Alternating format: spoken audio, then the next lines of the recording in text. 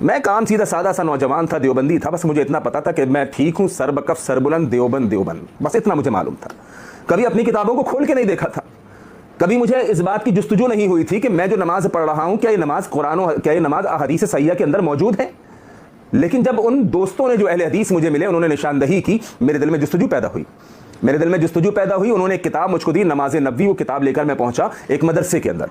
میں نے کہا مولوی صاحب بات یہ ہے کہ میں جس طرح سے نماز پڑھتا ہوں اور پڑھ رہا ہوں اس کے دلائل کیا ہیں، آپ مجھے کچھ دلائل دیجئے، کیونکہ دیکھیے یہ کتاب مجھے اہل حدیثوں نے دی ہے، نماز نبوی اس کا نام ہے، اس کے اندر سارے ریفرنسز موجود ہیں کہ اگر آمین بالجہر اونچی آمین کہہ رہے ہیں تو اس کی کیا دلیل ہے، اگر ہاتھ کندھوں تک اٹھا رہے ہیں تو اس کی کیا دلیل ہے، سینے پر باندھ رہے ہیں تو اس کی کیا دلیل ہے، قدم سے قدم ملا رہے ہیں تو کہاں پر کون سی حدیث موجود ہے. اس نماز نبوی میں پوری نماز کا طریقہ ود ریفرنسز حوالوں کے ساتھ لکھا ہوا ہے، اور سارے حوالے حدیثوں سے، اور احادیث کے اندر بھی جو بخاری سب سے بہترین کتاب اس کے حوالے.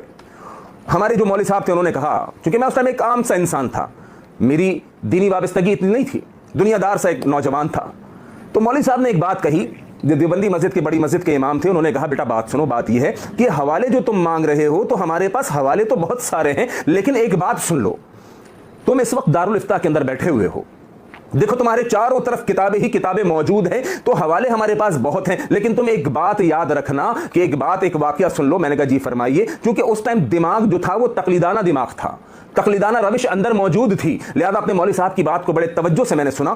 انہوں نے کہا کہ ایک رات امام غزالی کے پاس شیطان آیا، اور شیطان نے آ کر امام غزالی کو کہا کہ غزالی آج کی رات تو اللہ کی وحدانیت پر مجھ سے مناظرہ کر لے. امام غزالی نے اللہ رب العالمین کی وحدانیت کے 99 دلائل دیے، اور شیطان نے 99 کے 99 دلائل کو رد کر دیا. بالآخر غیب سے یہ آواز آئی، اے غزالی تو یہ کیوں نہیں کہہ دیتا کہ ہم بغیر کسی دلیل کے اللہ کو ایک مانتے ہیں. امام غزالی نے کہا کہ میں بغیر کسی دلیل کے اللہ کو ایک مانتا ہوں. شیطان اسی وقت رفو چکر ہو گیا.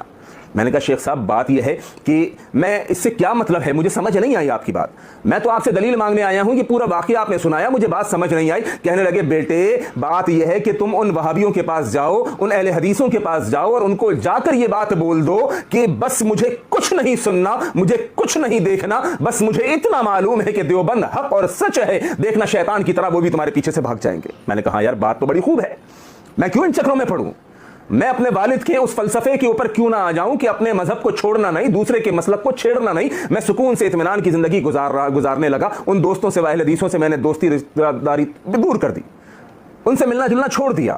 لیکن ایک دن بخاری میرے سامنے آئی، میں نے کتاب کو کھولا بخاری کو، اس میں نماز کا چیپٹر تھا. میں نے بخاری کے اندر نمازیں دیکھنا شروع کی. اللہ کی قسم میری حیرانگی کی انتہا نہیں تھی کہ وہ نماز جو وہ اہل حدیث دوست مجھ کو بتایا کرتے تھے، اللہ اکبر، بخاری کے اندر تمام وہ حدیث موجود تھی. ہاتھ کندھوں تک اٹھانا ہے، سینے پر باندھنا ہے، اونچی آمین کہنی ہے، قدم سے قدم ملانا ہے. وہ میرے محترم بھائیوں میں حیران ہو گیا. میں نے کہا یا اللہ، آج سے پہلے جو نماز پڑھ رہا تھا حنفیت کے اندر، دیوبندیت کے دنوں میں، اللہ وہ نماز اس بخاری میں کہاں ہے؟ بخاری تو اتنی بہترین کتاب ہے کہ دیوبند بھی کہتا ہے بخاری ٹاپ آف دی لیفٹ بک ہے. دیوبندی، بریلوی، حنفی، شافعی، حنبلی سب کا یہ یقین ہے، یہ کہنا ہے کہ قرآن کے بعد اس دھرتی کے اوپر اگر کوئی صحیح ترین کتاب ہے تو صحیح بخاری ہے.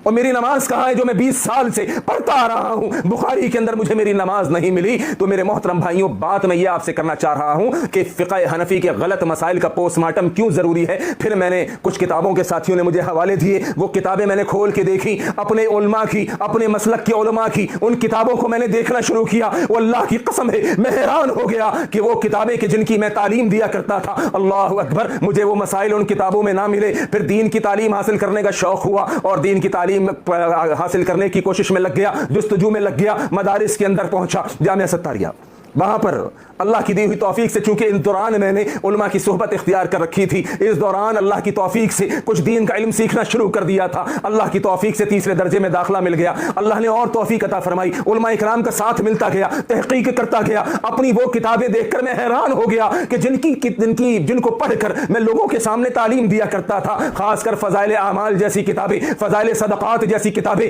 ان کے اندر جب میں نے دیکھنا شروع کیا کہ یار اس کے اندر اتنا کفر لکھا ہوا ہے، اتنا شرک لکھا ہوا ہے، اتنی خرافات لکھی ہوئی ہیں، میں حیران ہو گیا کہ یا اللہ، ان کتابوں کی میں کل تک تعلیم دیتا تھا، آج مجھے محسوس ہوا، آج مجھے معلوم ہوا کہ ان کتابوں میں کتنا شرک لکھا ہوا ہے.